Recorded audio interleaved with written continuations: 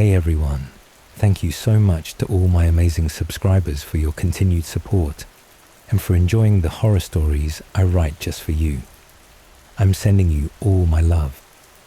For those of you who are new to my channel, please like this video and subscribe so our Creepypasta community can grow even bigger and we can have even more scary stories like this one. Tonight, I have a great horror story about evil twins. I think you'll really like it, so stick around until the end of the video and enjoy.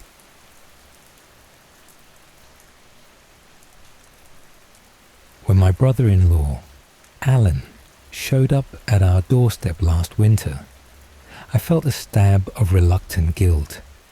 His messy divorce had tanked everything, his home, his job, his confidence. And now he stood outside, shivering in the biting cold, dragging his twin daughters behind him, Erica and Lila, 18, young women, but with an eerie quality about them I couldn't shake, even from our brief interactions at past family gatherings. My wife, Beth, was quick to usher them inside. Of course she was. She has a kind heart, the kind that gets her into trouble. Family is family, she whispered to me later with a gentle touch on my arm. Meanwhile, their arrival already felt like an intrusion. It wasn't just the extra bodies, the cramped quarters, the way Alan's voice cut too loudly through the air. It was the energy. There was something about the twins. Something unsettling.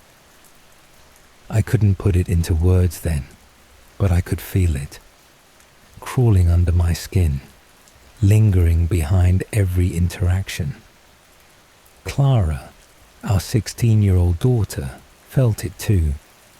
She didn't say so outright, but I could see it in the stiff set of her shoulders, the wary glance she threw their way when she thought no one was looking. Clara was quiet, introverted by nature. Unlike Beth, her kindness came laced with a fragile protectiveness, as though she knew too well how cruel the world could be. She retreated to her room at every opportunity, clutching the comfort of her routines, her books, her art, her beloved comic collection. It was her space, her sanctuary. From the moment Erica and Lila arrived, that sanctuary was threatened. At first, it was subtle enough to go unnoticed. Missing pens, unreturned books, a hairbrush inexplicably left in the kitchen. Little things that could be explained away. But then, one evening, I noticed her sitting in the living room, her sketchbook forgotten in her lap, her eyes red with unshed tears. "They keep moving my stuff," she said, when I asked what was wrong. Her voice was small, wary, and they just stare.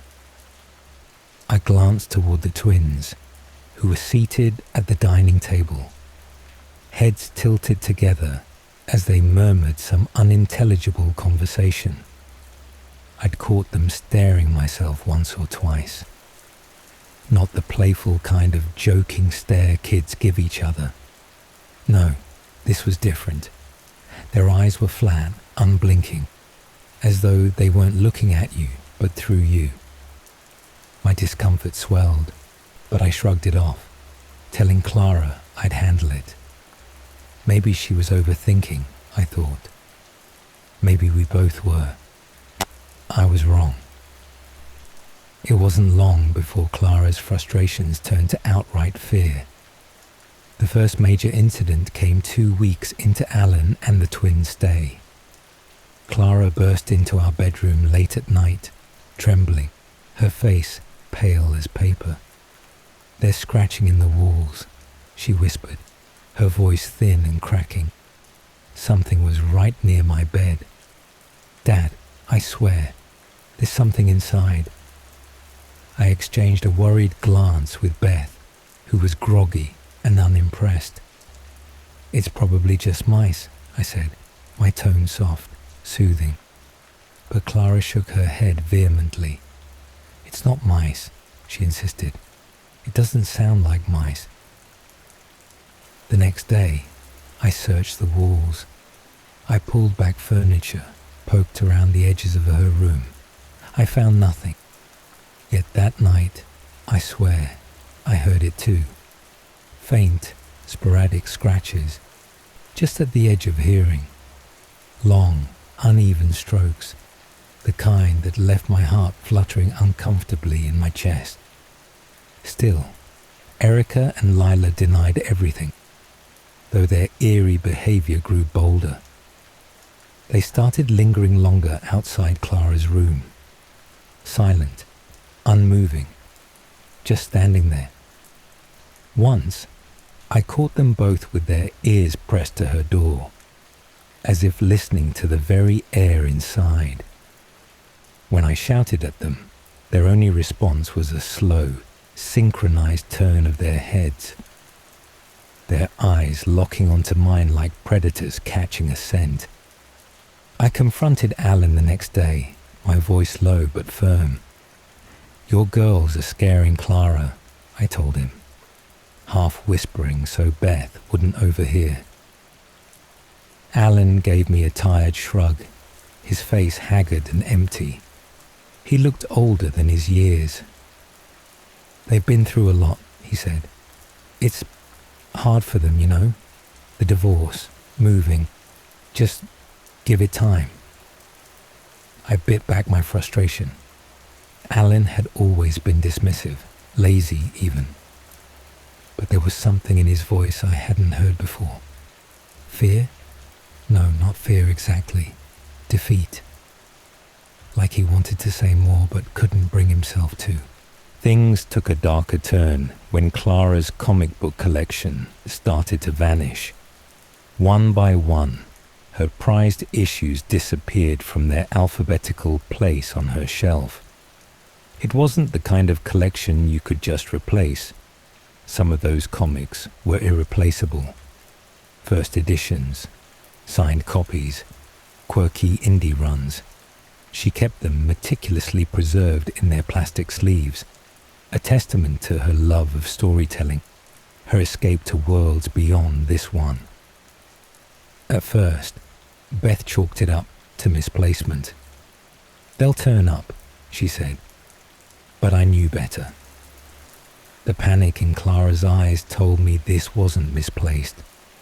The breaking point came when she found one of her favorites, a rare edition, beautifully illustrated, shoved carelessly under her bed with its cover ripped clean down the middle. Clara showed me the ruined comic, her hands shaking as she tried, and failed, to hold back tears. "They're doing it on purpose," she whispered. "They're..." Her voice trailed off as her gaze shifted toward the doorway, where Lila stood, watching us, silent, expressionless. Her presence sucked the air out of the room, and I took a step forward, shielding Clara instinctively. "What do you want?" I snapped, my tone harsher than I intended. Lila didn't answer. She only smiled, thin, sharp, devoid of warmth, before turning on her heel and disappearing down the hallway. From that moment on, the tension in our home grew unbearable. Clara's fear became palpable, her movements stiff with anxiety. The shadows in the house seemed to lengthen, twisting in ways they shouldn't. The scratching grew louder and more frequent, no longer confined to the walls of Clara's room. Now it followed her, moving from hallway to kitchen, from kitchen to living room. One morning, she came to me with fresh scratches on her arm. Long, red marks that almost looked like claw marks. Look what they did," she wailed, her voice trembling with fear and anger. I confronted Erica and Lila again, my patience gone. but their reaction was pure indifference. They gave me the same blank stares, their silence weighted with something I couldn't decipher. When I finally demanded answers, Erica leaned forward and said, "We didn't touch her. Maybe it's her. Maybe Clara's the one who's not safe." Her words chilled me to my core. It was the way she said it, calm, cold, and deliberate.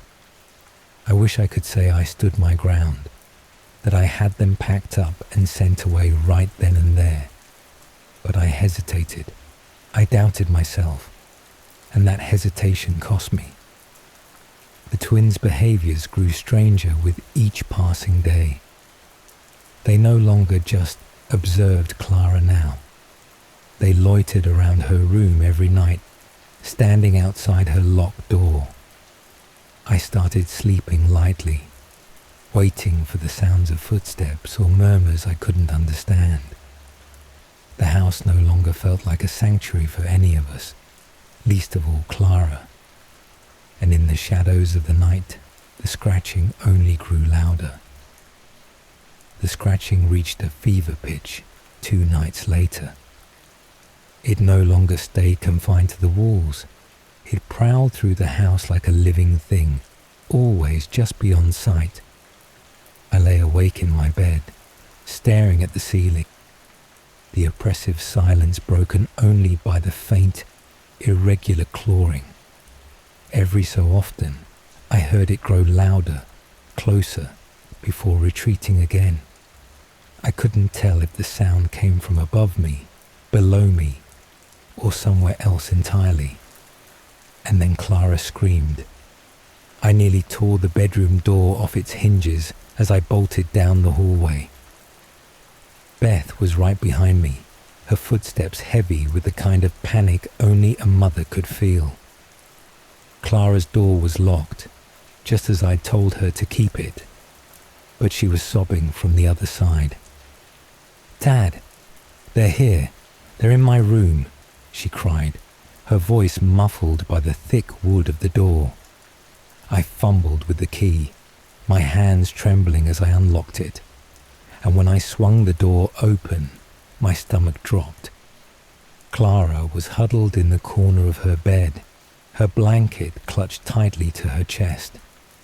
Her wide, terrified eyes were fixed on the floor near her closet.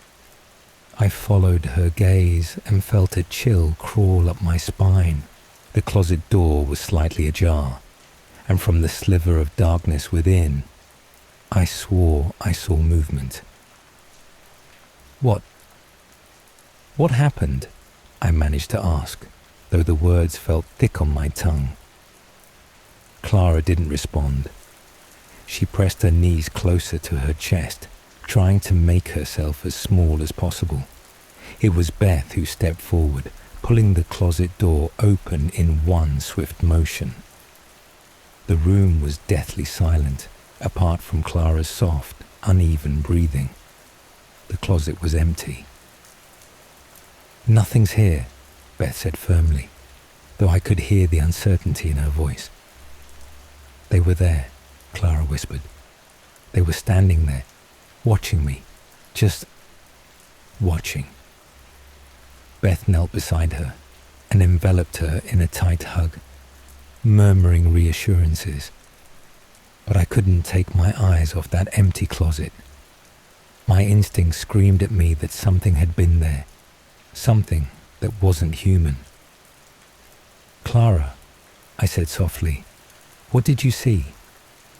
Her lips quivered as she spoke. It wasn't just them. It wasn't just Erica and Lila. There was something else, something taller. It didn't have a face. Her words sent a shiver down my spine, but before I could respond, Beth cut in. "That's enough. You're scaring her more, Jack." She shot me a warning look, the kind that told me to back off, and I reluctantly nodded. But as I closed the door behind us, leaving the light on for Clara, at her insistence, I couldn't shake the feeling of being watched. It gnawed at me, an unrelenting presence I couldn't pinpoint. The next morning, I decided I couldn't keep ignoring the situation. I needed answers. My first thought was to look into Erica and Lila, to figure out what the hell they'd brought into my house. Alan hadn't said much about their upbringing, only vague mentions of difficulty and adjustment. But something about them wasn't natural. While Beth took Clara out for a distraction, a trip to the bookstore, her favorite escape, I cornered Alan in the kitchen.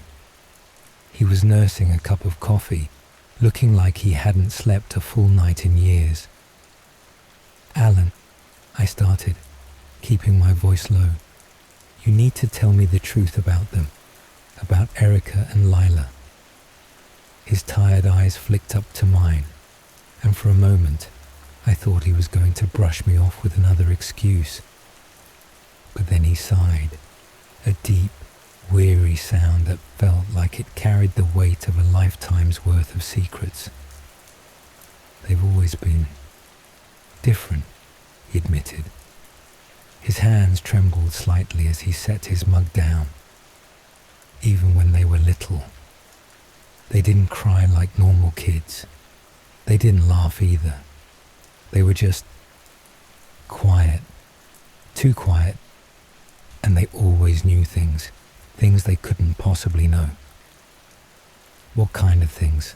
I pressed, my stomach tightening. He hesitated, his jaw clenching. "It sounds crazy, I know, but sometimes I swear they could read my mind. They knew what I was going to say before I said it. And when they got older, it got worse. Strange things started happening around them. Unexplainable things. Objects moving on their own. People getting sick after meeting them." He paused, his voice dropping to a whisper. "And then there was their mother." He didn't finish the sentence, but the haunted look in his eyes told me enough. My chest tightened as I realized the gravity of what he was saying. Erica and Lila weren't just troubled kids. They were something else, something I didn't understand. "Why the hell did you bring them here, Alan?" I demanded, my voice rising despite myself. "Why would you put Clara, put all of us in danger?" "I didn't have a choice," he shot back, his voice breaking. "Do you think I wanted to? Do you think I don't know what they are? But they're my daughters, Jack. What was I supposed to do?" His words hit me like a punch to the gut. I wanted to hate him, to blame him for everything that had happened. But as I looked at the broken man in front of me, I saw only desperation and fear. That night, everything came to a head. Clara refused to sleep alone, so Beth stayed with her in her room. I stayed up, pacing the living room, my nerves wound tight. Erica and Lila had retreated to their shared room hours ago, or so I thought. But just past midnight, I heard the floorboards creak. The twins, standing at the far end of the hallway, side by side, their faces partially obscured by their long, dark hair. They looked taller somehow, their limbs too long, their shadows stretching unnaturally across the walls. "What do you want?" I demanded, my voice shaking despite my best efforts. They didn't answer. Instead, they tilted their heads in perfect unison and stepped closer. Their movements were jerky, unnatural, like puppets on invisible strings. The air grew colder with each step they took, and I felt my breath catch in my throat. "Stay back," I shouted, but they didn't stop. Panicking, I grabbed the closest thing I could find, a heavy lamp, and hurled it toward them. It shattered against the wall. But they didn't even flinch. Instead, they smiled. Wide, unnatural smiles that stretched their faces to inhuman proportions. And then everything went black. When I woke, the house was silent. The twins were gone. No sign of them, no note, no explanation. Alan left with them. Beth and Clara tried to move on, but things were never the same. The scratches remained, though. Faint scars on the walls. A haunting reminder of what had been and what still might be. I spend my nights scouring creepypastas and horror stories online, desperately searching for answers, for some explanation of what we experienced. But the stories I find are just that, stories. They don't capture the bone-deep terror of realizing your home has been invaded by something far worse than people. They're just stories, right? Try telling Clara that.